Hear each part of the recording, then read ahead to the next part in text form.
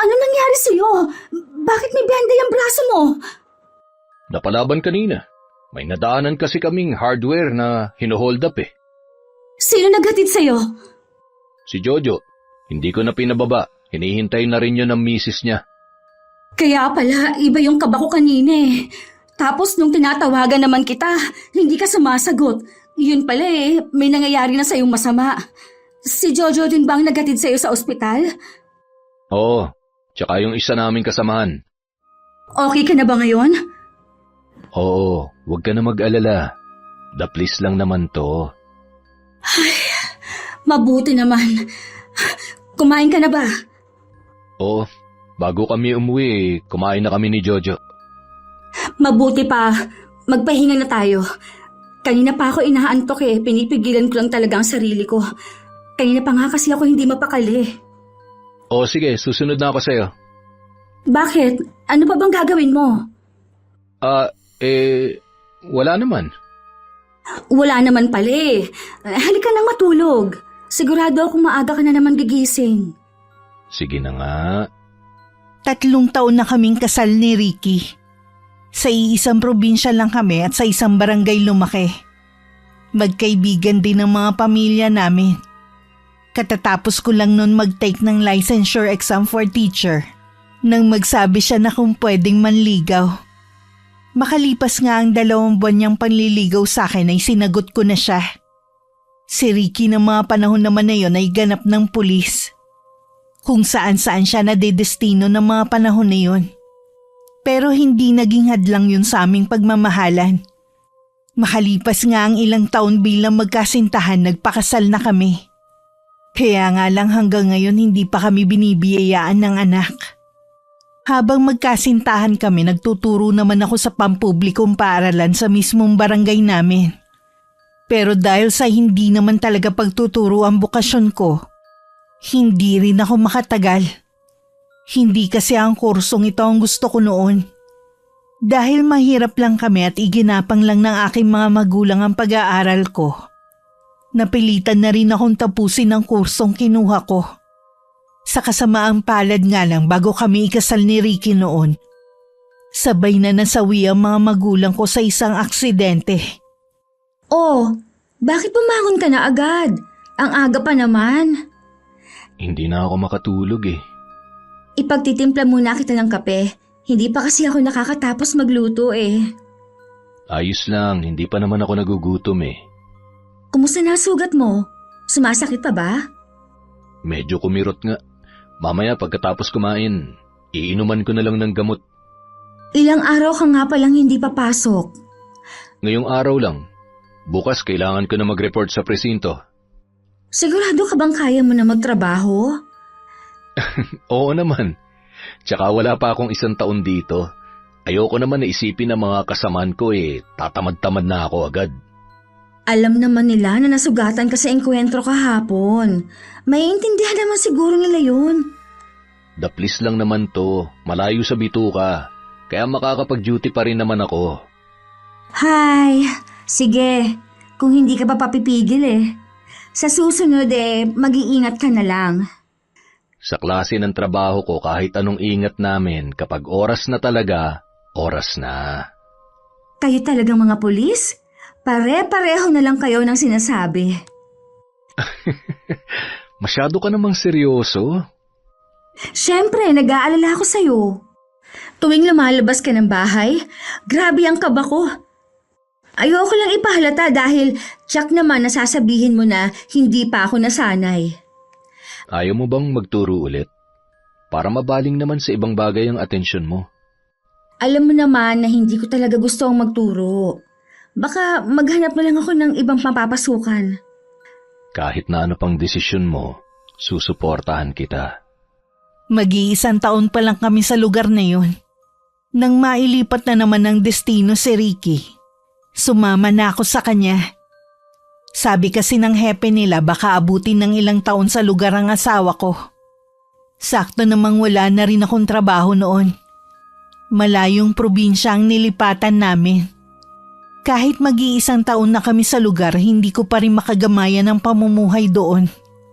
Masyado kasing seryoso ang mga tao. Kahit araw walang makikitang mga tao sa daan. May mga kapitbahay naman ako pero hindi sila gaano nakikipagkwentuhan. Ang isang kapitbahay nga namin dito ay napakasungit. Laging nakaangil kapag kinakausap. Kaya hindi rin kami naging malapit kahit pader lang ang pagitan ng tinitirhan namin. Mukhang may kaaway na naman ang kapitbahay natin Kaaway yata na yung magbubuti. Parang hindi yata nagkasundo sa ibinibenta niyang kalakal. Wala talagang patawad ang matandang yon. Masanay ka na sa kanya. Kita mo ang walang makasundo eh. Hindi ko lang kasi maiwasan na maawa sa magbubuti. Grabe kung sigawan niya. Lagi talaga yung pasigaw magsalita. Kahit nga sa akin ganun siya makipag-usap eh. Binabaliwala ko na lang. Nakakausap mo ang matandang yon? Minsan lang naman. Nung nagkasabay kami sa paglalabas ng basura. Buti pa iwasan mo na lang. Mas-stress ka lang sa kanya. Hindi naman ako laging lumalabas ng bahay. Kaya malabong magkita kami lagi ni Aling Salud. Aling Salud pala ang pangalan niya. Oo, narinig ko na lang na yun ang tawag sa kanya ng mga kapitbahay natin. Sa pagkakaalam ko nga rin, matandang dalaga yun. Kaya siguro masungit. Kaya naman pala. Wala ka na bang nakalimutan? Yung sugat mo, ingatan mo ha? Opo, wag ka na mag-alala sa akin. Oo nga pala, yung lagi kong bilin. Kahit probinsya to, wag kang pakampante. Lagi mong isasara ang gate at pinto nitong bahay, ha? Tawagan mo rin ako agad kapag may napansin kang kakaiba sa labas. Huwag mong kalilimutan yan, ha? Oo na, sige na. Memoryado ko na yung mga habilin mong yan eh. Halika na, ihahatid na kita sa may gate. Hindi naman nagtagal dumating na rin ang kasamang pulis ng asawa ko. Hindi naman agad ako umalis sa kinatatayuan ko. Hanggat hindi nawawala sa paningin ko ang owner na sinasakyan ni Ricky. Akma na sana akong papasok sa loob nang maramdaman kong may nakatingin sa akin. Paglingon ko sa katabing bahay, naroon din sa labas ng gate niya si Aling Salud. Mataman ang titig niya sa akin. Kahit naiilang, ngumiti naman ako sa kanya. Bahagya pa ako nagulat nang lumapit siya sa akin. Hawak pa niya sa isang kamay ang walis tingting. Marahil kasalukuyan siya nagwawalis. Isa sa napansin ko, laging malinis ang bakuran ng matanda. Magandang umaga po, Aling Salud. Magandang umaga din sa'yo. Mukhang maaga yatang umalis ang asawa mo ngayon. Kailangan po niya kasi mag-report sa nangyari nung isang araw. Kahapon po kasi hindi siya nakapasok. Napansin ko nga na nakabenda ang braso niya. Napasabak siguro sa laban. Ganun na nga po. May nadaanan po kasi silang hinuhold up na hardware sa bayan. Maiba nga pala ako. Wala pa ba kayong anak? Wala kasi kung nakikita na bata o naririnig man lang eh. Wala pa po. Ilang taon na ba kayo nagsasama? 3 taon na po kaming kasal. Kasal pala kayo. At least ikaw ang legal. Alam mo naman ang mga pulis, ika nga nila matutulis. Nako, matino po ang asawa ko. Halos sabay po kaming lumaki sa probinsya at magkaibigan po ang pamilya namin. Kaya po, kilalang kilala ko na si Ricky. Ganun ba? Kung ganun, maswerte ka. Pareho lang po kaming maswerte sa isa't isa ng asawa ko. Wala ka bang trabaho? Hindi ka ba naiinip sa bahay ninyo? Dati po akong teacher, pero nag-resign na po ako. Hindi po kasi talaga pagtuturo ang buhay ko eh. Sa bagay, mahirap talaga maging guro. Kailangan may puso sa pagtuturo eh. At kailangan mahaba ang pasensya. Kayo po, ano po ang pinagkakaabalahan ninyo? Ay, ang libangan ko lang pag-aalaga ng mga orchid. Nasilip ko nga po minsan. Ang gaganda po ng mga alaga niyong orchids. Hindi po ba sila mahirap alagaan? Hindi naman. Huwag niyo po sanang mamasamain ang pagtatanong ko. Wala po ba kayong kasamang kamag-anak sa bahay ninyo? May nakikita ka bang may lumalabas-pasok sa bahay ko maliban sa akin? Wala nga po. Baka lang kako may dumadalaw sa inyo. O sige, para mawala ang kuryosidad mo sa buhay ko. Dati akong nurse sa Canada. Marami din akong pamangkin na pinag-aral hanggang makatapos sila. Pero nang sabihin ko na uuwi na ako ng Pilipinas at inaasahan kong sila ang mag-aalaga sa akin, ayun, nawala na ng pakialam sa akin. Mga walang utang na loob. Pasensya na po. Dapat pala hindi na lang ako nagtanong. Uminit tuloy ang ulo ninyo. Ayos lang naman. Tingin ko naman sa'yo hindi ka tsismosa. Katulad ng mga taga rito. Naku, hindi po ako ganon. Mabuti naman. Dahil sa lahat ng ayoko, yung mahilig mangialam sa buhay ng iba. Nasundan ko na lang ng tingin si Aling Salud habang papasok siya sa kanyang bahay. Hindi ko maiwasan na mapailing sa naging usapan namin ng matanda. Hindi naman ako nakaramdam ng inis sa kanya. Nakaramdam pa nga ako ng awa at naisip na kaya ganun ang ugali niya. Dahil na rin sa mga ginawa ng mga pamangkin niya. Nung gabing naghahaponan na kami ni Ricky, naikwento ko sa kanya naging usapan namin ni Aling Salud. Mabuti naman nakipagkwentuhan siya sa'yo kahit na sandali lang. Nagtaka nga rin ako Siya pa mismong lumapit sa akin kanina. Medyo nakakailang nga lang ang mga tanong niya sa akin. Nakakailang naman talaga yun. Ayaw niya may nakikialam sa kanya pero yung mga tanong niya sa'yo, masyadong personal. Hindi naman na siguro siya magtatanong ulit sa susunod. Nasabi ko na rin naman ang tungkol sa buhay natin. Sana nga. Tsaka, nakaramdam din naman ako ng awa sa kanya. Isipin mo yun, pagkatapos niyang pag-aralin ng mga pamangkin niya, nung siya naman ang nangangailangan ng kalinga, pinabayaan siya. Tingin ko, mabait siya dati Baka nagbago na lang dahil sa pang-aabando na sa kanya ng pamilya niya. May mga tao talaga na hindi marunong tumanaw ng utang na loob. Madalas kamag-anak pa. Malas na nga lang niya talaga. Natapat siya sa ganong kamag-anak. Kung sakaling makipagkwentuhan siya ulit sa akin, makikipagkwentuhan naman ako sa kanya Malay mo, bigla siyang bumait. Ikaw ang bahala kung kaya mo bang sakyan ang kasungitan niya Kaya naman. Basta ba, wag lang siyang mangangagat.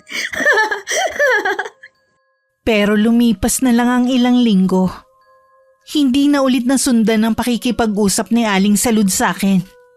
Pinagkibit-balikat ko na lamang ang bagay na yon at nakalimutan ko na rin naman. Samantala dahil buo ang tiwala ko kay Ricky, ni minsan hindi ako nagduda na meron siyang ginagawang kalokohan sa kanyang trabaho. Wala akong kamalay-malay na ang iniisip kong matinong asawa ay naimpluwensyahan na ng mga kasama. Itong porsyento mo, pre. Hindi ka ba nakukonsensya sa ginagawa natin? Hindi. Bakit? Ikaw nakukonsensya ka na ba? Ha? Ay, ang totoo niyan, pre.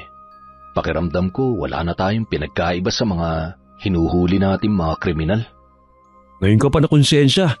Yan tagal na natin ginagawa to. At saka pangungutong lang naman ang ginagawa natin Kaya wag mong ikumpara sa atin yung mga kriminal na nahuhuli natin. Yun na nga Maliliit na taong kinokotongan natin. Kakarampot na nga lang ang kinikita nila. Ibinibigay pa sa atin. Kung ayaw nila magbigay sa atin, di maghanap sila ng mapapwestuhan nila. Yun nga lang, malang renta. Kaya mamili na lang sila. Magbibigay sila sa atin o kukumpiskahin natin ang mga paninda nila at makukulong pa sila. Kung hindi nga lang maliit ang sahod natin hindi ko to gagawin. Ang sabihin mo, nagugustuhan mo na rin to. Tsaka yung iba nga natin mga kasamaan mas matindi pang ginagawa Oo na. Ang mabuti pa, umalis na tayo rito. O sige, tara na nga. Pangungutong lang talaga ang ginagawa ni Ricky dahil na rin sa impluwensya ni Jojo. Kadalasan puro mga nagtitinda sa bangketa ang kanilang hinihingan. Kapalit ng hindi pagpapaalis sa kanilang pwesto. Isang babayang nasa edad na 40. Kasama ang 3 anak na nagtitinda ng mga gulay.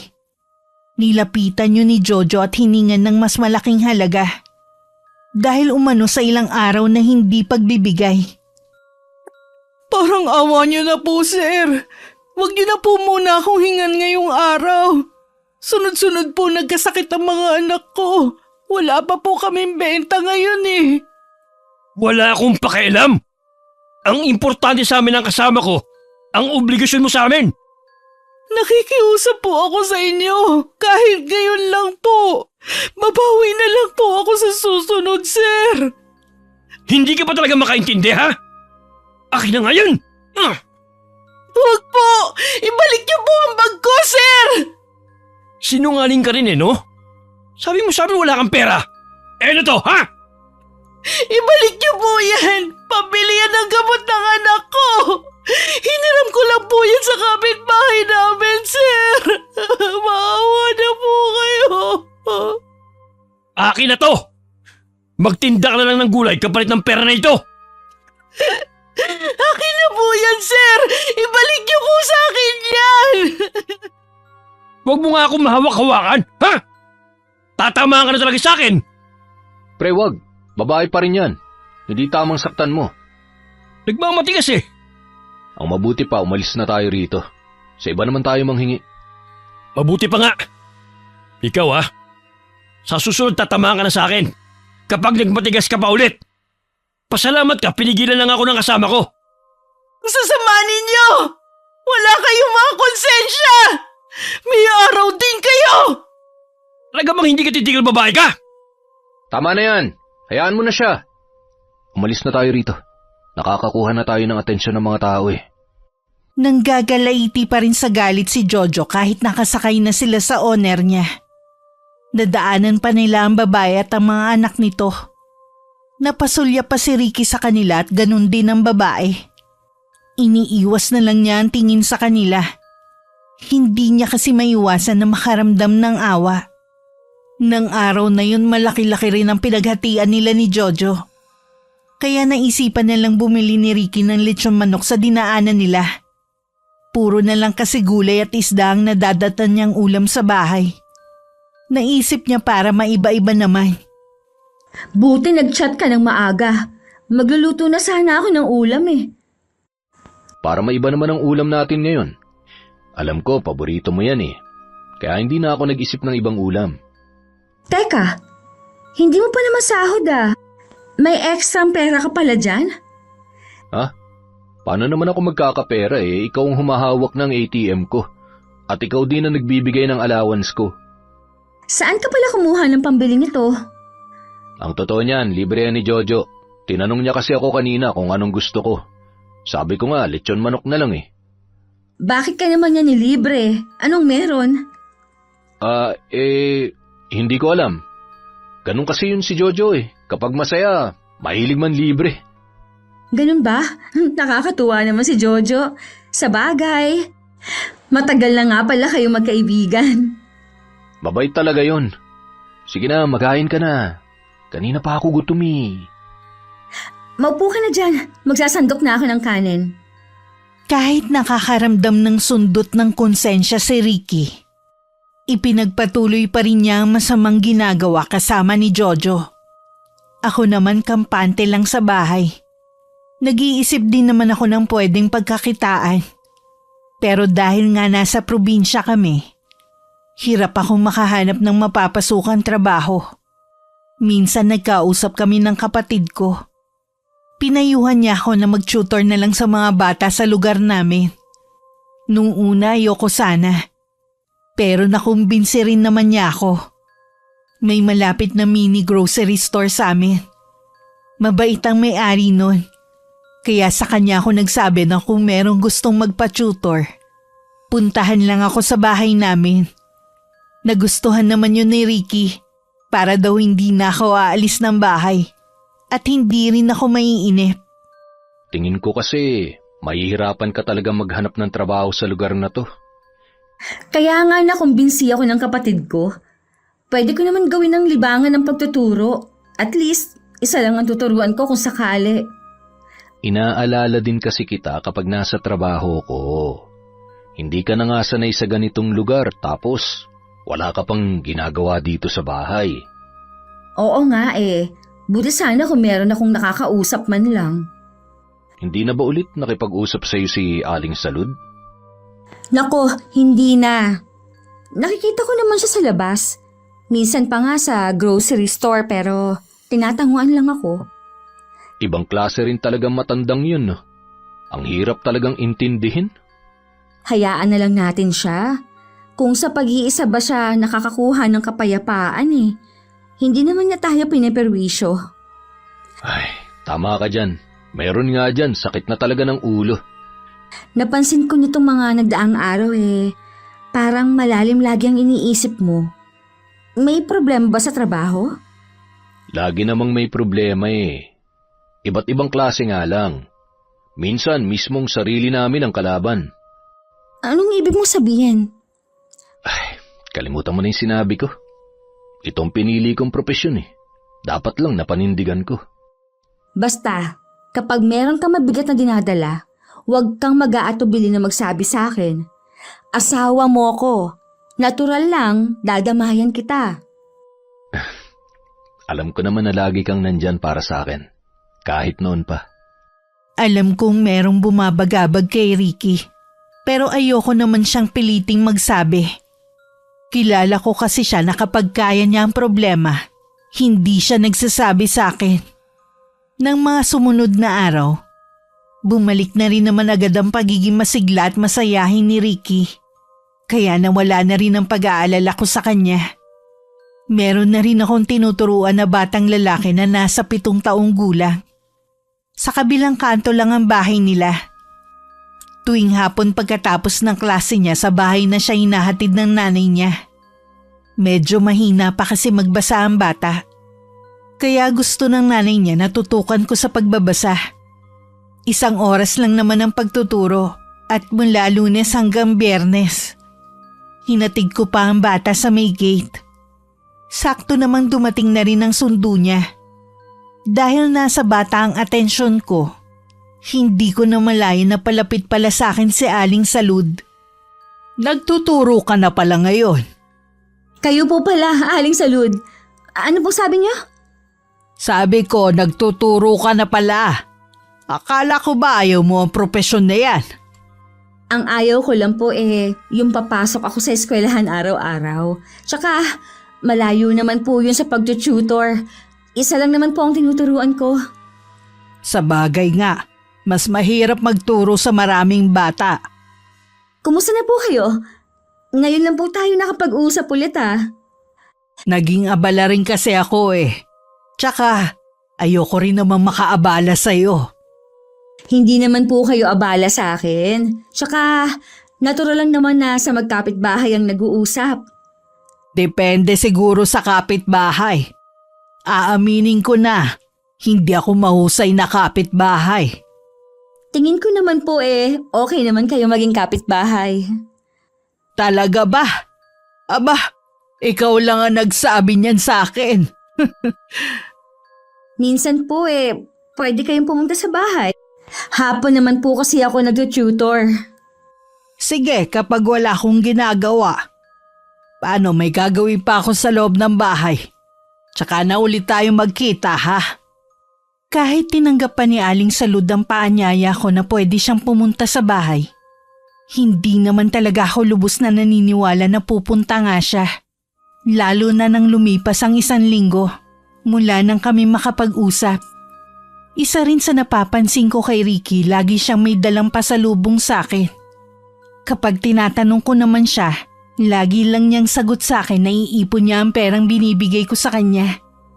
Hindi naman ako nagdududa sa kanya dahil wala naman siyang bisyo. Kaya malamang natitipid niya ang perang ibinibigay ko. Buti hindi naghihinala ang asawa mo kung saan nanggagaling ang pera mo. Mukhang pera ang misis ko. Ang mahalaga lang sa kanya, meron akong naiaabot sa kanya at hindi nagkukulang ang panggasto sa bahay. Si Paula kasi, tingin ko, naghihinala na eh. Nauubusan na nga ako ng dahilan eh. Ang gawin mo, bawasan mo ang pagbibigay mo sa kanya. Ipunin mo na lang ang nagdidilahensya natin. Ganun na nga ang gagawin ko. Ayoko naman masira ang pangalan ko sa asawa ko. Napansin ko nito mga huling araw hindi ka na nagre-reklamo. Mukhang nasanay ka na rin Oo naman. Sabi mo, sanayan lang eh. Sinabi ko naman sa iyo Kung aasahan tayo sa kita natin, kulang pa talaga pare. Lalo na ako, 5 anak ko. Lahat nag-aaral pa. Hindi talaga sasapat. Kaya nga hindi na kita tinututulan pa eh. Sa sobrang liit ng kita natin, minsan kinakapos talaga kami. May iba ka bang pinaplano? Dapat siguro, taasan natin ang hinihingi natin. Ha? Maliliit na tao lang naman ang kinukutungan natin ah. Ano pa matitira sa kanila niyan? Eh di dumiskarte pa sila. Hindi na natin problema yun. O bakit? Huwag mong sabihin na nababahag na naman ang buntot mo. Hindi ah. Bahala ka kung yan ang plano mo. Susunod lang naman ako sa iyo eh. Naging sunod-sunuran na nga ang asawa ko kay Jojo. Marami sa kinutongan nila ay umalma na sa ginagawa nilang dalawa. May isa pa nga ang hindi na nakatiis. Nagreklamo na sa presinto. Mabuti na lamang hindi pinansin ang reklamo ng lalaki. Dahil na rin sa magandang record ng asawa ko at ni Jojo. Sa galit naman ni Jojo, binugbog niya ang lalaking nagsuplong sa kanila. Halos hindi na maidilat ang mga mata niya. Pero hindi pa rin siya tinitigilan ni Jojo. Nang binunot niya ang barel, dun na nangialam si Ricky. Wag pare, gusto mo ba talaga mapahamak tayo sa gagawin mo? Gago to eh. Dapat dito tinutuluyan para hindi na pamarisan. Hindi na kailangan, nabigyan mo naman na siya ng leksyon eh. Sigurado hindi na yan magsusumbong pa. Hindi tayo makakasiguro dyan. Nagmamakaawa na nga yung tao eh. Hayaan na lang natin. May pamilya din yan. Sige, pagbibigyan kita. Pero oras na umulit pang taong yan. Sa'yo ko na ipapaubay ang gagawin sa kanya. Oo na, basta paalisin mo na lang. O ano pa tinatakatang mo dyan? Alis na!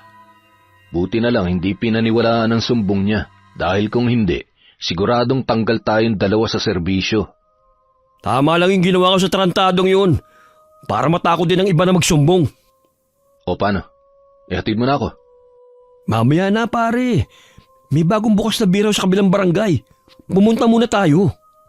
Pasensya na pare ha. Di ako pumupunta sa mga ganyan lugar eh. Iinom lang naman tayo eh. Sige na pare, pagbigyan mo na ako. Sige na nga. Pero ngayon lang ha. Ang minsang pagpunta ng asawa ko sa sinasabing beer house ay naulit pang muli. Hanggang regular na silang nagpupunta ron. Hindi naman nakaligtas sa akin ang pag-uwi niya ng lasing. Minsan pinapalampas ko na lang. Pero nang gabing yun, pasado 12:00 na, hindi pa rin siya dumarating. Ilang sandali pa narinig ko na ang pagparada ng sasakyan sa tapat ng gate. Pasuray-suray pa siyang pumasok. Habang nakaupo lang ako sa sofa at blanco ang tingin sa kanya. Gising pa pala maganda kong asawa. Bakit ngayon ka lang? Kanina pa ako tawag ng tawag sa'yo pero hindi mo sinasagot. Nag-cellphone ka pa kung hindi mo rin gagamitin. Pasensya ka na. Di ko kasi naririnig eh. Baka naman sinasadya mong hindi sagutin ang mga tawag ko at chat. Pasensya ka na talaga. Hindi na maulit. Anong hindi na mauulit? Paulit-ulit mo ang ginagawa eh. Maging yung pag-inom mo. Pwede ba bukas na lang tayo mag-usap? Inaantok na kasi ako eh. Hindi. Ngayon tayo mag-usap. Saan ka ba talaga nagpupunta ha? Bakit halos gabi-gabi ka nalang lasing? Sino bang kasama mo? Si Jojo lang naman lagi kong kasama. Kahit tanungin mo pa siya. Lagi kasi kaming naimbita ng mga kasama namin sa trabaho. Nakakahiya naman na at tanggihan. Mabuti pa sa kanila, nahihiya ka. Samantalang sa akin na asawa mo, hindi ka nahihiya. Ano ba kasing kinagagalit mo ha? Lahat naman ng sahod ko sa'yo na pupunta. Araw-araw naman ako umuwi dito. Tapos itong pag-inom ko lang, nagagalit ka na?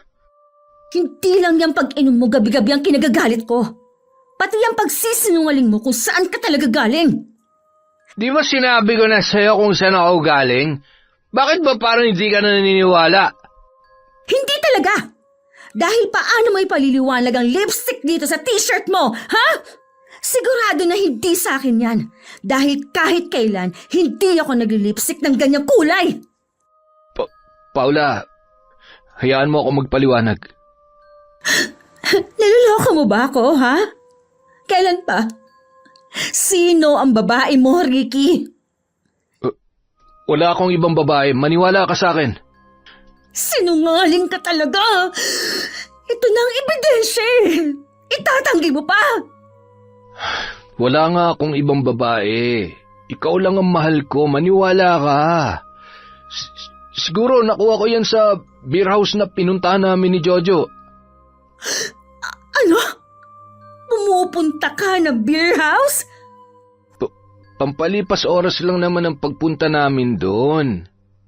Pampalipas mo lang ng oras ang paggamit mo sa babae sa beer house?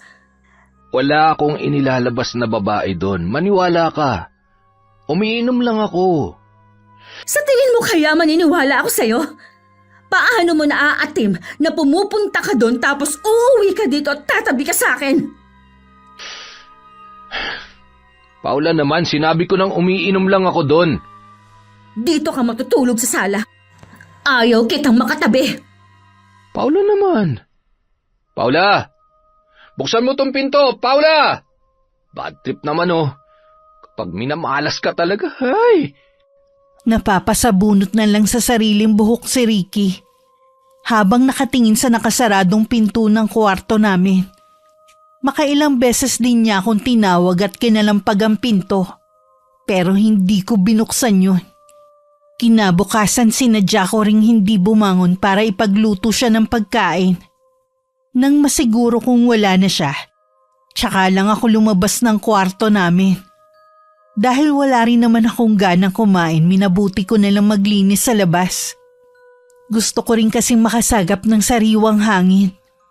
Habang nagwawalis, lumilipad naman ang isip ko. Lingid sa akin kanina pa ako pinagmamasdan ni Aling Salud na nasa labas din ng bakuran niya. Alam mo, kanina ko pa napapansin na tila wala ka sa sarili mo. Imbis na malinis tuloy itong labas, lalo mo lang ikinalat ang dumi. Pasensya na po. Bakit ka humihingi ng pasensya sa akin? Hindi naman ako naaabala sa ginagawa mo. Ang totoo po niyan, gusto ko lang makasagap ng sariwang hangin. Teka, may problema ka ba? Kasi po, Ayos lang kung ayaw mong sabihin. nag-away po kasi kami ni Ricky kagabi. Normal na sa mag-asawa ang nag-aaway. Iyon po kasi ang unang beses na matindi yung pagtatalo namin. Ganun ba? Kaya pala tulala ka kanina. O sige, kung makakaluwag sa dibdib mo, pwede mo akong sabihan ng problema mo. Salamat po. Kailangan ko talaga na makakausap ngayon. Ano ba ang problema? Kasi po, inamin ni Ricky na pumupunta siya sa beer house pero umiinom lang daw siya. Higit mong kilala ang asawa mo. Sa tingin mo kaya magagawa niya makipagrelasyon sa isang babaeng nagtatrabaho sa ganung lugar? Kahit po kailan, hindi po pumupunta sa ganong lugar si Ricky. Kaya nga po, nagtataka ako kung paano siyang nagawi sa lugar na yon. Marami kasing pwede maging dahilan. Isa na ron baka na-impluwensyahan lang siya ng mga kaibigan o katrabaho niya. Nasabi nga po niya na isinasama lang siya para uminom. Pero paano po niya maipapaliwanag ang lipstick sa kwelyo ng damit niya? Yun nga lang. Nasa iyo pa rin naman ang desisyon sa bagay na yan. Alam ko naman po yun. Gusto ko lang po talaga na makakausap. Kapag wala kang ginagawa, pwede mo kong katukin sa bahay ko. Ho? Sigurado po ba kayo? Oo naman. Sige po, kung hindi ako makakaabala sa inyo. Ang masasabi ko lang sa'yo, kung kakausapin mo ang asawa mo, kailangan hindi ka galit para magkaintindihan kayo. Susundin ko po ang payo ninyo. Salamat po, Aling Salud. Kahit papano, gumaan po ang pakiramdam ko. Nang mga oras na yon mainit pa rin ang ulo ni Ricky. Napagbubunto na niya ng galit ang mga tindero-tindera na kinutongan nila ni Jojo. Napapailing na lang ang kaibigan at hindi na lang siya pinansin pa. Nung tanghalian niyaya siya ni Jojo na kumain sila sa paborito nilang karinderya. Nang makita sila ng may-ari na parating, biglang nag-iba ang timpla ng mukha niya. Tuwing doon kasi kumakain ng dalawa, hindi sila mga nagbabayad. Sa pinakadulo pumwesto ang dalawa. Agad naman silang nilapitan ng serbedora at tinanong kung anong order nila. Nang madala na ang lahat ng kanilang in-order, tsaka naman nagtanong si Jojo.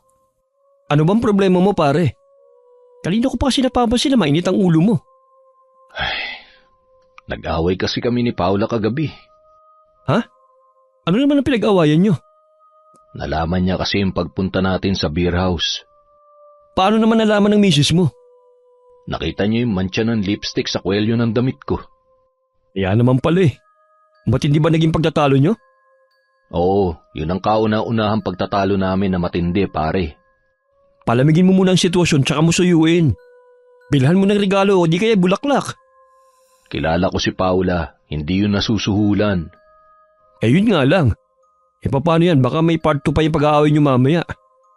Parang ayaw ko na nga munang umuwi sa bahay. Kung hindi ka uuwi sa inyo, eh baka lalong lumala ang hindi nyo pagkakaunawa ni misis. Wala akong pakialam. Sabi mo lang yan, dahil galit ka pa. Lahat na nga ginagawa ko tapos minsan lang ako nagkamali. Grabe na siya magalit. Ganun talaga ang mga babae, pare. Kahit nga misis ko eh. Ganyan din nung una kami nagsasama. Mabuti na, nagbago na ngayon. Huwag na nga natin siyang pag-usapan. Ubusin na lang natin itong pagkain. Sabi mo eh, ang mabuti pa, pagkatapos ng duty natin, pumunta tayo ng beer house. Uminom na lang ulit tayo. Para naman lumamig ang ulo mo. Sige, sagot ko na ang alak natin. Malamig na ang niluto kong hapunan, hindi pa rin dumarating si Ricky. Dahil wala naman akong ganang kumain, itinabi ko na lang ang ulam. May palagay akong lasing na naman siyang uuwi ng bahay. Madaling araw na noon nang dumating si Ricky na lasing. Hindi ko rin namalaya na makakatulog ako sa sofa. Naalimpungatan lang ako na marinig ang pagbubukas ng pinto. Pasuray-suray na naglakad si Ricky papasok sa kwarto namin. Ni hindi niya ako pinansin. Nang sundan ko siya, nakadapa siya sa kama at humihilik na. Dahil hindi ko matagalan ang amoy alak niya, sa sofa na lang ako natulog. Kinabukasan maaga siyang gumayak. Hindi ka ba mag-aalmusal muna? Hindi na. Sa kantina ako kakain. Hindi ba natin pag-uusapan ng problema? Ikaw lang naman na nagpapalaki ng problema. Nagpaliwanag na ako pero ayaw mo maniwala sa akin. Kahit naman sino, hindi basta maniniwala eh. Sigurado, doon ka na naman galing kagabi. Oo, galing nga ako dun. Gusto ko lang magpalipas ng sama ng loob. Ikaw pa talaga ang may sama ng loob. Paano natin malulutas ang problema kung dinadaan mo sa pag-inom? Imbes na sana, umuwi ka kagabi at nag-usap tayo. Pasensya na. Nadala lang ako ng galit ko. Mamaya mag-usap tayo. Kailangan ko lang talagang pumasok na maaga ngayon. O sige, mag-iingat ka sa trabaho mo. Huwag ka nang malungkot. Hindi bagay sa'yo. Hindi na. Tumawag ka o di kaya ay mag-chat ka kung pauwi ka na. Gumaan ang pakiramdam ko pagkatapos ng pag-uusap namin ni Ricky. Mag-isa lang din akong kumain ng almusal ng umagang yon. Inumpisahan ko na rin ang araw ko sa paglilinis. Nang wala na akong magawa, naisipan kong puntahan si Aling Salud sa kanila. Nagkataon namang nasa labas siya ng bahay. Mabuti pumunta ka ngayon. Ayos na ba kayo ng asawa mo? Opo, pero hindi pa kami masyadong nakakapag-usap. Tara sa loob ng bahay. Mainit na kasi rito eh. Ah, sige po. Maghahanda lang ako ng maiinom natin. Ang ganda po ng ayos ng bahay ninyo ah. Moderno ang yari ng bahay pero mga antigo naman ang gamit dito sa loob. Mahilig talaga kasi ako sa mga lumang bagay. Pakiramdam ko kasi bumabalik ako sa nakaraan. Inumin mo muna tong juice na tinimpla ko. Salamat po. Ang laki po ng bahay nyo. Sayang po no? Wala kayong kasama. Ayos din naman kahit mag-isa ako. Yun nga lang nakakapagod maglinis. Pwede naman po kayong kumuha ng kasambahay. Sa totoo lang 3 kasambahay na ang kinuha ko. Pero lahat sila hindi makatagal. Ah, ganun po ba? Hindi siguro nila kayang sakyan ang ugali ko. Kaya umaalis sila. Mabuti na rin yon para walang sakit ng ulo. Kung napapagod po kayo maglinis, pwede po kayo umupa na maglilinis. May kakilala po ako. Siya po ang tinatawag ko kapag nagpapalinis ako ng buong bahay. Sasabihan na lang kita kapag magpapalinis na ako. Habang nagkukwentuhan kami ni Aling Salud na pagtanto ko na mabait din naman pala siya. Siguro sinasadya niya maging masungit para maging ilag sa kanya ang ibang tao. Inilibot din niya ako sa buong bahay. Hindi ko mapigilang mamangha sa mga nakikita ko. Naisip kong mayaman talaga si Aling Salud at hindi yun alam ng mga kamag-anak niya. Samantala kasalukuyang nagtatalo ng mga oras na yun si Jojo at Aling Glo. Pinipilit kasi ni Jojo na kunin ng perang kinita ng babae. Si Ricky naman nakasandal lang sa owner habang pinapanood ang pagtatalo ng dalawa. Ibigay mo na sabi sa akin ng pere! Kundi malilintikan ka sa akin! Mahiya naman kayo! Talaga bang mga katulad lang namin na malilitang kaya nyo, ha? Ang tigas talaga ng bungo mong babae ka! Akin ang bag! Hindi ko ibibigay sa inyo ang pera ko! Nilo! Saluhin mo! Takbo! Hayop ka talagang babae ka! Pre! Yung bata! Sige, habulin ko siya pare.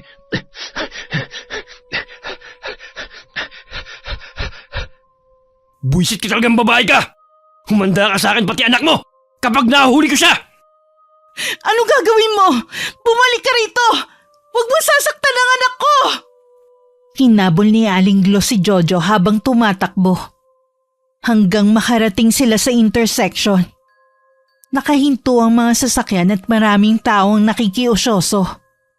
Si Ricky nakatayo sa kalayuan at tulala. Magkahalong kaba at takot naman ang naramdaman ni Aling Glo. Kaya nilapitan niya ang mga nagkukumpulan ng mga tao. Ganun na lang ang sindak niya na makita ang anak na duguan na nakahandusay sa gitna ng daan. Maririnig pa sa paligid ang sinasabi ng isang lalaki na hindi niya sinasadya na mabundol ang bata.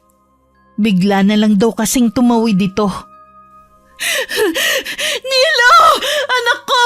Tulungan niyo kami! Dali natin ang anak ko sa ospital para niyo ng awa! Bilisan natin! Nilo, anak ko! Nadala naman agad ang bata sa ospital. Ilang sandali pa bumalik na rin sa dati ang takbo ng mga sasakyan. Bumalik na rin sa dati nilang ginagawa ang mga taong kanina nagkukumpulan.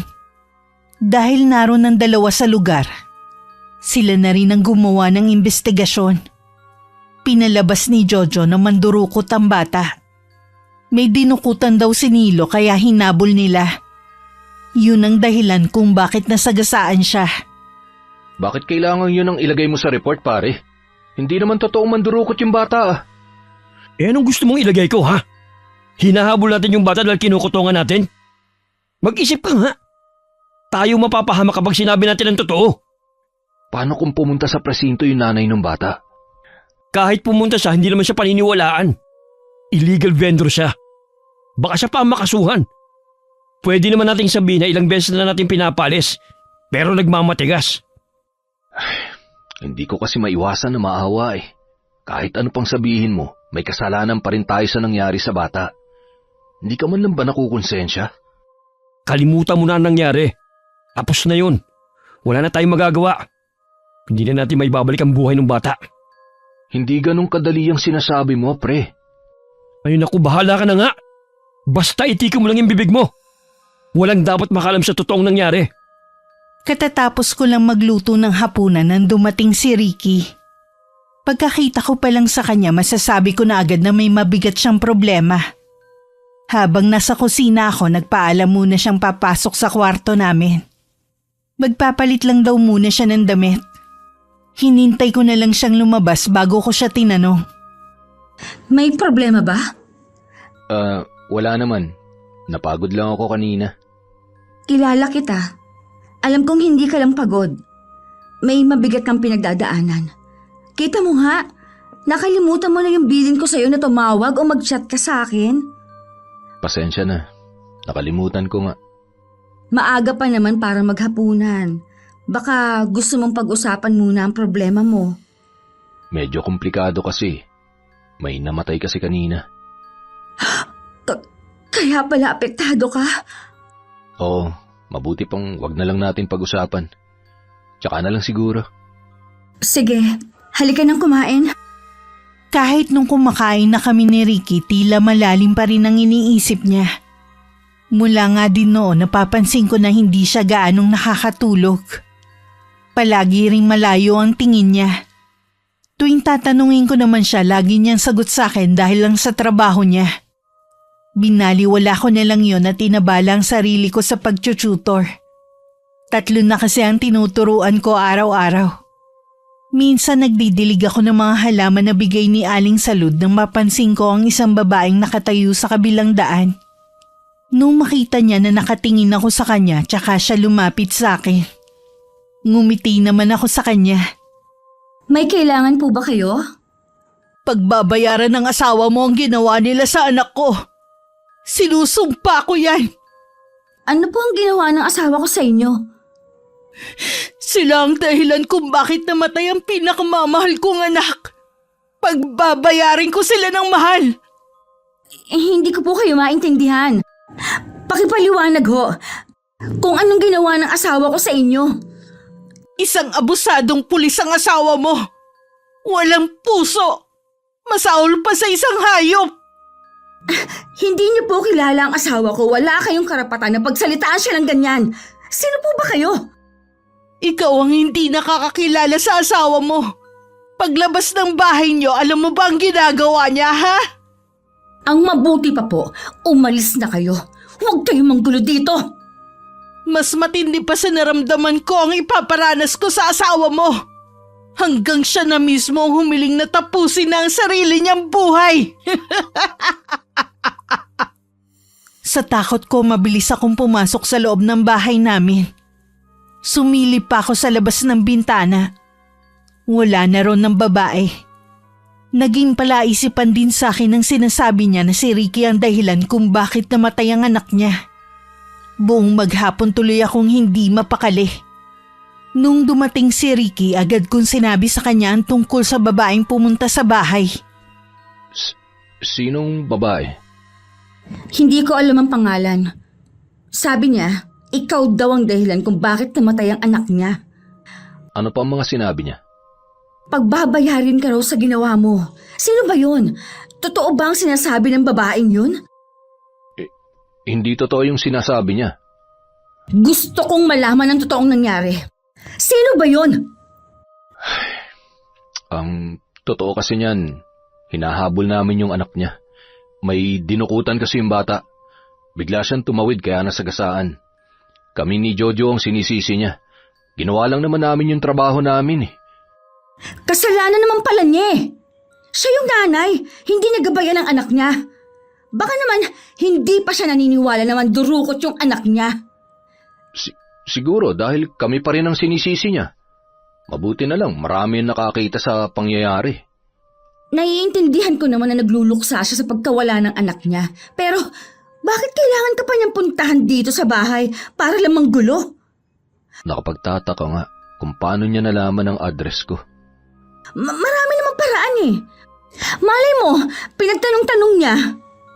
Pag bumalik siya ulit dito, wag mo na lang harapin. Imbis na maawa ako sa babae, nakaramdam pa ako ng inis. May mga magulang talagang pabaya sa mga anak. Kapag may masamang nangyari sa ibang tao, isisisi. Kinabukasan nagmamadaling umalis ang asawa ko. May kailangan daw kasi silang asikasuhin ni Jojo. Ang hindi ko alam, gusto lang niya talagang kausapin ng kaibigan. Tungkol sa pagpunta ni Aling Glo sa bahay. Anong sinabi mo? Galing sa inyong babaeng yon? Oo, nakausap siya mismo ng asawa ko. Kung ano-ano nga mga sinasabi. Sa inyo ba, pumunta rin siya? Wala namang binabanggit ang misis ko eh. Ewan ko lang. Kasi lagi namang walang tao sa bahay eh. Kinakabahan ako pare. Baka kung anong gawin ng babaeng yun. Ayoko masira ang trabaho ko nang dahil sa kanya. Huwag kang matakot. Hindi masisira ang trabaho natin. Kung gusto mo, puntahan natin siya sa bahay. Alam ko kung saan. Bakit kailangan pa natin puntahan? Hayaan na lang natin siya. Titigil din siguro yun sa panggugulo. Paano kung hindi? E di, tsaka natin puntahan sa kanila. Okay, sige. Sigurado ka na ba na ayaw mo na talaga tayong mangutong? Oo, lagi ko lang kasing maaalala ang nangyari. Kung alam mo lang, ilang gabi ko ring napapaniginipan yung batang yun. Alam mo minsan, iniisip ko kung paano ka naging pulis eh. Napakahina ng loob mo. Ang totoo niyan, hindi naman talaga pagpupulis ang gusto kong propesyon eh. Pinilit lang ako ng tatay ko. Ito kasing pangarap ng lolo ko sa kanya. Ako na lang daw ang tumupad. Kaya naman pala eh. Halika na nga, magtrabaho na tayo. Naging panatag naman ako mula nang nilinaw ni Ricky ang tungkol sa bintang ng babae. Kasalukuyan kami noon magkausap ni Aling Salud nang bumalik ang babae. Akay-akay niya ang 2 anak. Lumapit siya sa amin at diretso ang tingin sa akin. Pakiwari ko sa akin siya nagagalit. Nahihiya naman akong napatingin kay Aling Salud na kunot ng noo sa pagkakatingin sa babae. Ano na naman ba ang kailangan mo dito, ha? Hindi ako titigil hanggat hindi nabibigyan ng hustisya ang pagkamatay ng anak ko. Wala pong dapat sisihin sa pagkamatay ng anak ninyo, kundi kayo rin. Pabaya kayong ine, tapos ibang tao ang sisisihin ninyo? Paano ako naging pabayang ina, ha? Mula nang iwan ako ng asawa ko, mag-isa ko nang itinaguyod ang mga anak ko. Nagtatrabaho ko ng marangal para mapakain at mapag-aral sila. Kung totoo po yan, bakit hinayaan ninyong maging mandurukot ang anak ninyo? Hayan tuloy, nasa gasaan. Hindi mandurukot ang anak ko. Kahit kailan hindi ko sila tinuruan magnakaw. Gawa-gawa lang yun ng asawa mo para mapagtakpan ang mga ginagawa nilang kalokohan. Siyempre po, pagtatakpan ninyong ginawa ng anak nyo. Ang asawa mo at ang kasama niya ang masama. Sila ang dahilan kung bakit namatay ang anak ko. Hinahamol nila si Nilo para kunin ang perang pinaghirapan ko sa pagtitinda. Huwag niyo na pong gawa ng kwento ang asawa ko at ang kasama niya. Matitino po silang pulis.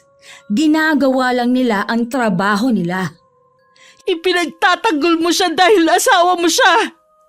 Hindi ko lang po siya ipinagtatanggol dahil sa asawa ko siya. Dahil kayo po ang gumagawa ng kwento. Sinisiraan niyo po siya. Kung totoong may kasalanan sila, bakit hindi po kayo magreklamo sa presinto? Bakit dito po kayo nanggugulo? Kahit kailan walang batas sa mga katulad namin. Sa tingin mo kaya hindi ko alam yun? Masyado pong baluktot ang pag-iisip ninyo. Kaya naman pala namatayan kayo ng anak eh. Tingnan ko lang kung makakapagsalita ka pa ng ganyan pagkatapos ng gagawin ko sa asawa mo. Kung hindi pa po kayo aalis, padadampot ko na kayo sa mga pulis. Baka makulong pa kayo. Isipin niyo naman ang 2 niyong anak. Huwag mo kong takutin. Hindi mo alam ang kayang gawin ng isang nangungulilang ina. Sa bagay, hindi mo pala maiintindihan dahil wala ka pang anak. Hindi pa po ba kayo aalis, ha? Sige, tatawag na ako ng pulis. Huminahon ka, iha. Ako na ang kakausap sa kanya. Nakakainis na po kasi eh. Ale, nakikiusap ako sa inyo na umalis na lang kayo. Ano ba gusto nyo, pera? Katarungan ang kailangan ko para sa anak ko at hindi pera. Subukan nyo na magsampa ng reklamo. Kung talagang iniisip niyo na may kasalanan ng pulis na tinutukoy ninyo, hindi na kailangan. Maraming paraan para mapabilis ang pagkamit ko ng hustisya. Teka lang! Hayaan niyo na lang siya. Mabuti nga umalis na eh. Mag-iingat kayo sa babaeng yon. Iba ang kutob ko sa kanya. Ano po ang ibig ninyo sabihin? Hindi ko maipaliwanag basta mag-iingat kayo. Lalo na ang asawa mo. Hindi ko nalang binanggit kay Ricky na bumalik ulit ang babaeng yun sa bahay. Mukha kasing problemado pa rin siya. Ayoko na rin dagdagan ang iniisip niya. Lihim din ako nagpapasalamat dahil lagi na siyang umuwi ng maaga. Ibig lang sabihin nun hindi na siya nagpupunta sa beer house. Kinabukasan nagulat ako dahil yung motor niya ang gagamitin niya. Hindi ka ba susunduin ni Jojo dito? Tumawag ang misis niya. Hindi daw makakapasok ngayong araw. Hindi raw makatayo dahil sa matinding lagnat. Nakapagtataka nga eh. Ayos pa naman siya kahapon nung maghiwalay kami. Hindi naman kasi porke malalakas kayo hindi na kayo tatabla ng sakit. Oo nga eh. Baka dalawin ko na lang. Uy, natulala ka na dyan. Para ka nakakita ng multo. Ha? Para kasing may nakita akong pamilyar na mukha sa labas ng bahay. Saan? Wala namang tao sa labas ah. Ay, baka guni-guni ko lang. Paano? Alis na ako ha? Mag-iingat ka ha. Samantala okupado naman ang isip ni Ricky sa nakita niya kanina. Hindi siya maaaring magkamali. Si Aling Glo nakita niya sa labas ng bahay namin. Hanggang makarating siya sa presinto, lumilipad pa rin ang isip niya. Hindi tuloy maiwasan ng mga kasamahan na tuksohin siya. Na isang araw pa lang na hindi niya nakakasama ang partner niya. Para na siyang nalulunod sa lungkot. Pero ngiti lang ang sinasagot niya sa mga kasamahan. Bago umuwi, naisipan niyang dalawin si Jojo. Nag-chat naman siya sa akin na malilate siya ng uwi. Nang makarating sa bahay ni Jojo, malungkot naman siyang sinalubong ng asawa nito. Agad siyang dinala sa silid kung nasa ng kaibigan. Hindi maiwasan ni Ricky na magulat sa itsura ng kaibigan. Malaki kasi ang ibinagsak ng katawan nito. Kita na kasi ang buto niya sa leeg. Anong nangyari sa'yo? Kahapon okay ka pa naman ah. Hindi ko nga alam kung ano nangyayari sa akin eh. Pagdating ko kagabi, bigla na lang sumama ang pakiramdam ko. Wala rin akong tigil sa pagsusuka. Ipapaayos ko mga gamit mo sa asawa mo. Dadalhin kita sa ospital. Ayoko pare. Dito lang ako. Hindi kita maintindihan pre. Nakikita mo bang itsura mo? Butot balat ka na lang. Baka nga wala ng dugon dumadaloy sa ugat mo na yan eh. Lalo lang, mapapadali ang buhay ko kapag dinala mo ko sa ospital. Kaya nga dadalhin kita sa ospital para mapagamot, hindi para mapadali ang buhay mo. Pare, makinig ka sa akin. Hindi pangkaraniwan ang sakit ko.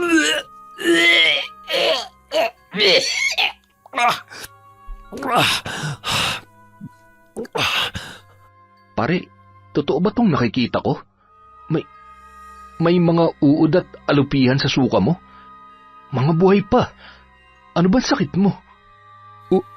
Wala akong sakit. May bumabarang sa akin. Ano ka mo? Barang? Pare naman, hindi ito ang oras para magbiro ka ng ganyan. Dadalhin na kita sa ospital. Malala ka na eh. Hindi ako maililigtas sa mga doktor, pare. Maniwala ka sa akin. Huwag naman sana matigas ang ulo mo. Hindi naman totoo ang barang eh. Mag-iingat ka, pare. Baka ikaw nang susunod. Ngayon pa lang, humanap ka na ng magaling na manggagamot. Gagaling ka kung magpapadala ka sa ospital. Bakit kasi hinayaan mong lumala ang kondisyon mo, pre? Nararamdaman ko na hindi na ako magtatagal. Nakikita ko na kasing namayapa akong kapatid. Sinusundo niya na ako. Mag-iingat ka, pare. Napatitig na lang si Ricky sa kaibigan.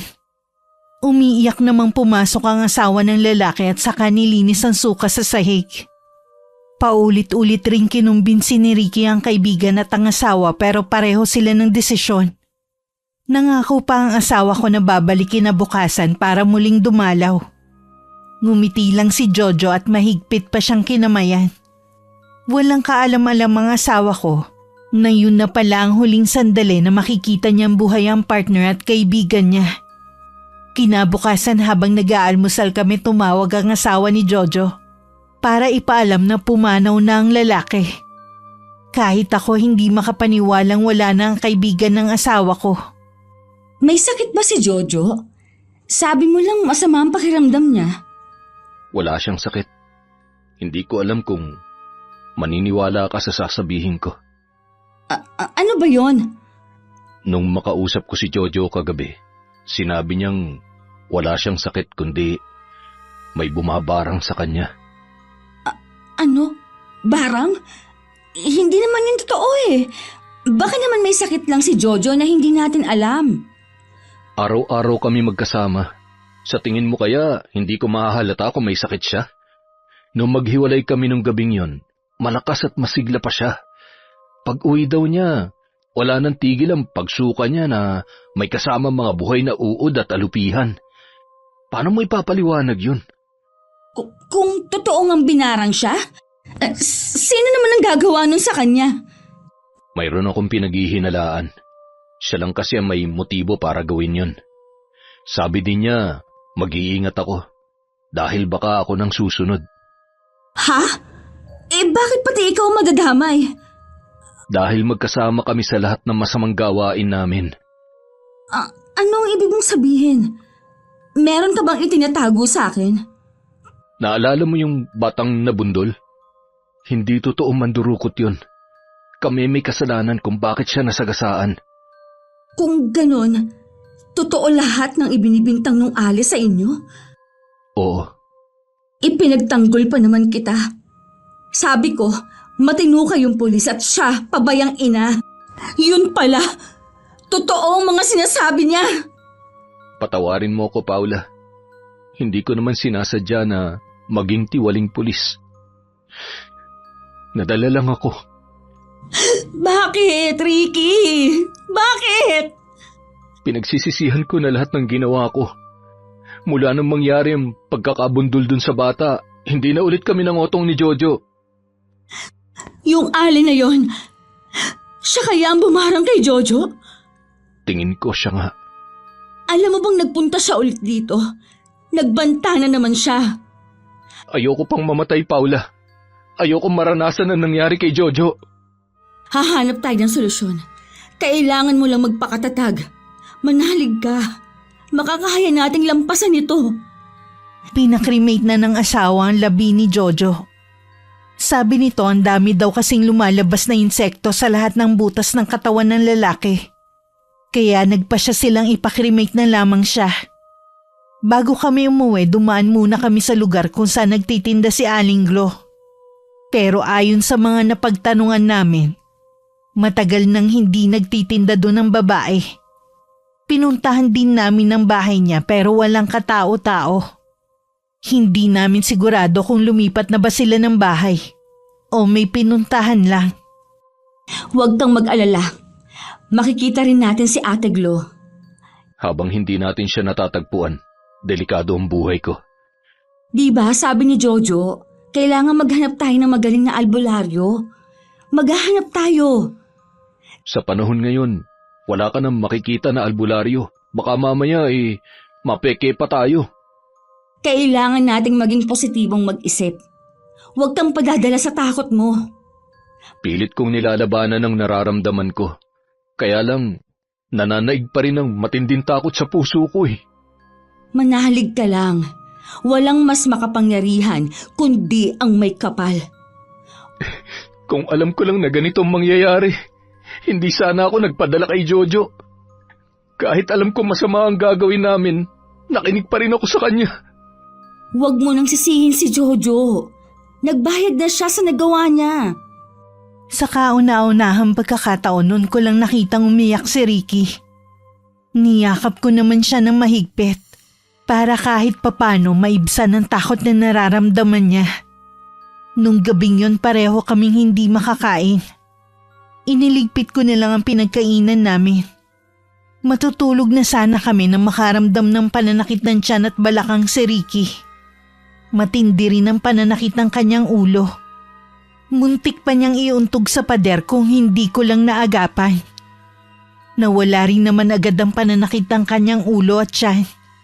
Kaya lang nagrereklamo siyang naiihi pero hindi naman daw makalabas. Nang hindi ko na matiis ang nangyayari sa aking asawa, humingi na ako ng tulong kay Aling Salud. Hayaan na lang muna natin siya makatulog. Kapag kasi nagising siya, marami na naman siyang mararamdaman sakit sa katawan niya. Salamat po, Aling Salud. Hindi ko po alam ang gagawin ko kung hindi dahil sa inyo. Tama lang ang ginawa mong pagpunta sa bahay.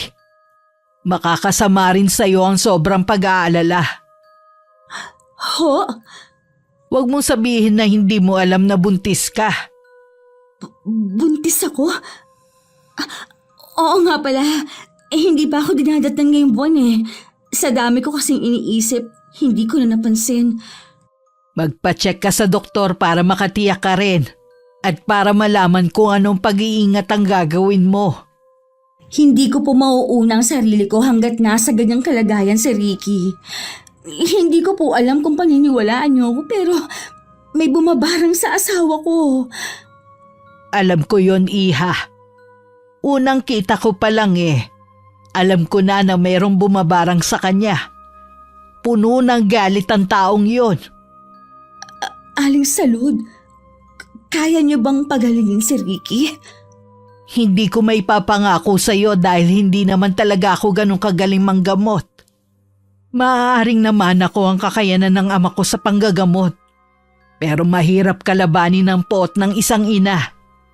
Alam niyo rin po kung sino ang gumawa nito sa asawa ko? Oo, Iha. Sa ngayon ang magagawa ko lang ibsan ang nararamdamang sakit ng asawa mo. Hahanapin ko po si Aling Glo. Hindi ako makakapayag na mawala ang asawa ko. Magdamag akong gising para bantayan si Ricky. Panaka-naka rin siya nagigising dahil sa matinding kirot. Malaki na rin ang tiyan niya dahil hindi makalabas ang ihi niya.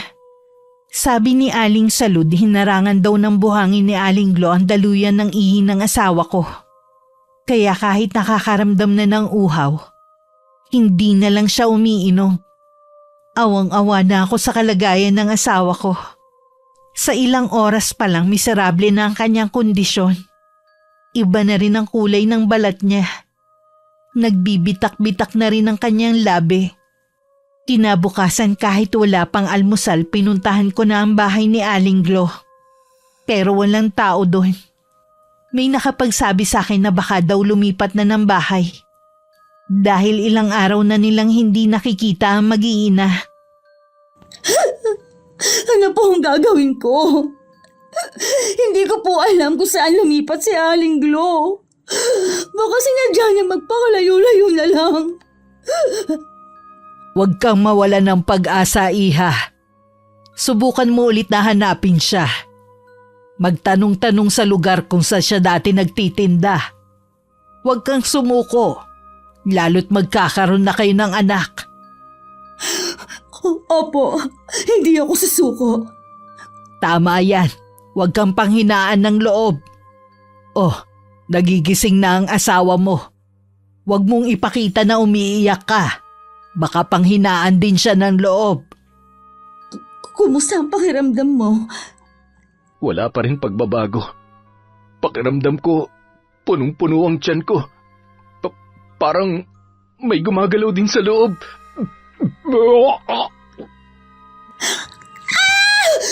Aling Salud! Sumusuka na siya ng mga uod! Anong gagawin natin?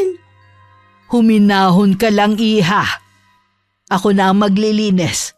Huwag mo na lang tingnan. Ganito rin ang nangyari kay Jojo bago siya binawian ng buhay. Mamamatay na rin ako. Huwag mong sabihin yan. Gumagawa na ako ng paraan para mahanap si Aling Glo. Kahit makita mo siya, hindi rin naman niya babawiin ang ginawa niya sa akin. Anak ang nawala sa kanya kaya buhay din namin ni Jojo ang gusto niya maging kapalit. Hindi ko kaya mawala ka, Ricky. Huwag ka namang sumuko. Baka buntis din ako. Hindi ba? Matagal na natin gusto magkaanak. Heto na ho. Totoo ba yan? Magkakaanak na tayo? Oo, kaya nakikiusap ako sa'yo. Huwag kang susuko. Oo, para sa inyo na magiging anak natin. Ilang beses din ako nagpabalik-balik sa lugar kung saan dating nagtitinda ng mga gulay si Aling Glo. Nang araw na yon may isang may edad ng babae ang nagsabi sa akin na malapit sa kanila lumipat ang mag-iina. Nabuhayan naman ako ng pag-asa. Bago ako nagtungo doon, may mga binili rin ako para sa dalawa niyang anak. Dumating ako sa bahay ng mag-iina na 2 bata lang ang nadatnan ko. Sabi nila bumibili lang ng pagkain ng kanilang ina. Anong ginagawa mo rito? Hindi na ako magpapaligoy-ligoy pa. Alam kong binarang niyo ang asawa ko at nandito ako para makiusap sa inyo. Bakit parang ang bait mo ngayon? Samantalang dati gusto mo pa ako ipadampot sa pulis. Pasensya na kayo noon. Hindi ko naman kasi alam eh. Akala ko gusto niyo lang sisihin ang asawa ko. Ngayon alam mo na ang totoo. Makakaalis ka na. Hindi ako aalis hanggat hindi mo pinapatawad ang asawa ko. Bakit hindi siya mismo ang pumunta rito at humingi ng tawad sa akin? Hindi na magawang makapaglakad. Hindi na nga niya magawang tumayo. Hirap na siya. Kung nahihirapan na pala siya, bakit hindi pa niya hilingin ang kamatayan niya? Hiniling ko sa kanya na huwag siyang sumuko. Alang-alang sa magiging anak namin. Ano? Buntis ka? Opo. Iyon ang pinangahawakan niya para hindi sumuko. Pwes, dadagdagan ko pa lalo ang paghihirap niya. Nagmamakaawa ako. Tama na. Ayoko mawala ng ama ang aking anak. Lahat gagawin ko. Yang hirap na nararanasan mo, wala pa yan sa kalahati ng paghihirap ko. Alam ko. Kaya nagmamakaawa ako sa'yo. Luluhod ako sa harapan mo. Kahit maghapon kang lumuhod dyan, hindi ko babawiin ang ginawa ko. Hindi agad ako umalis kahit nangangalay na ako sa pagkakaluhod. Tumayo lang ako na mag-umpisa ng umambon. Araw-araw akong bumabalik sa bahay ni Aling Glo. May dala akong kung ano-ano para sa mga anak niya. Gusto ko lang makabawi sa lahat ng ginawa ng asawa ko sa kanila. Alam kong walang kasing sakit ang pagkawala ng anak niya. Gusto ko lang kahit papano maibsan ang hirap ng buhay nila. Hindi ka rin makulit, no? Sinabi ko naman sa'yo na hindi ako susuko. Nararamdaman ko na merong humaharang sa aking orasyon. Nakakapagtaka lang na hindi niya ako matalo.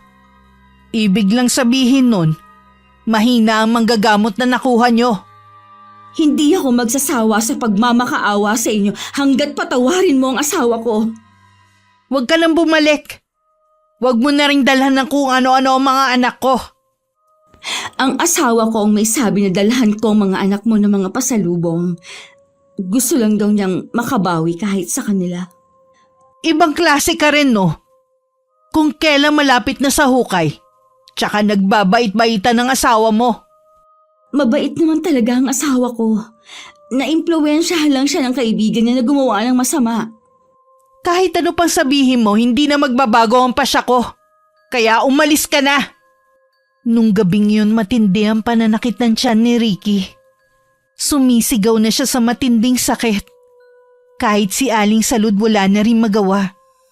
Nang mga oras na yun, isang orasyon pa lang ginagawa ni Aling Glo para lalong pahirapan ang asawa ko. Matinding paghihinagpis pa rin kasi ang nararamdaman niya sa pagkawala ng anak. Nais man niyang magpatawad, mas nananaig pa rin sa kanya ang galit. Sumpain ka! Mamatay ka! Magsama kayo ng kaibigan mo! Natigilan naman si Aling Glo nang makita ang mga laruan sa tabi ng mga anak. Mga dala ko yun nung huling nagpunta ko. Bigla na lang siya napahinto sa ginagawang pag-oorasyon. Napaiyak na lang siya pagkatapos. Nilapitan din niya ang 2 anak na mahimbing na natutulog at saka niyakap. Kinabukasan kahit walang tulog, pinuntahan ko ulit si Aling Glo sa bahay nila. Ikaw na naman! Hindi ka ba napapagod ha? Ang layo nitong sa amin pero tsinatsaga mong pumunta rito. Hirap na ang asawa ko. Kung hindi mo babawiin ang ginawa mo sa kanya, mabuti pang pati ako gantihan mo na rin. Mas gusto kong sama-sama na lang kami. Yan ba ang gusto mo ha? Sige! Ang pusod ko! Ang sakit! Anong nangyayari sa'yo? Ang baby ko. Baka mawala. Teka lang, hihingi ako ng tulong. Dadalhin kita sa ospital. Bakit kasi dito ka pa inabutan eh? Dinala ko ni Aling Glo sa ospital. Binantayan din niya ako ng ilang oras. Naging maayos naman ang lagay namin na magiging anak ko. Binigyan ako ng vitamins at pampakapit ng doktor na tumingin sa akin. Marami din binawal sa akin na gawin ko. Lahat ng yun ay narinig ni Aling Glo. Salamat po, Aling Glo. Hindi niyo ako pinabayaan. Alam kong mabuti kayong tao. Matagal ko nang kinalimutan ang kaalaman ko sa pambabara. Pero dahil sa ginawa ng asawa at kaibigan niya, muli kong ginamit ang isang bagay na matagal ko nang ibinaon sa limot. Alam kong walang kasing sakit ang pagkawala ng anak niyo. Habang buhay yon dadali ng asawa ko. Alam kong naghihirap din ang kanyang kalooban. Nadagdagan pa ang bigat sa loob niya nang mawala ang partner at kaibigan niya. Alang-alang sa magiging anak niyo, babawiin ko na ang ginawa ko sa asawa mo. Talaga ba? Oo. Pag-uwi mo sa inyo, asahan mo magaling na ang asawa mo. Salamat, Aling Glo. Tatanawin ko utang na loob ang gagawin mo. Bago kami naghiwalay sa ospital, niyakap ko pa ng mahigpit si Aling Glo. Sa likod ng isipan ko, nangako ko na tutulong sa kanila. Hinintay ko lang ang ibang resulta ng test sa akin bago umuwi ng bahay. Nagulat pa ako nang biglang lumabas si Ricky ng bahay at sinalubong ako ng yakap. Magaling na ako, Paula. Binawi na ni Aling Glo ang sakit na ibinigay niya sa akin. Salamat sa Diyos. Sa kabila ng masamang nangyari kay Aling Glo, mas pinili pa rin niyang maging mabuti. Kundi dahil sa kanya, malamang nawala na ang baby natin. Siya ang nagdala sa akin sa ospital. Muntik na kasi akong makunan.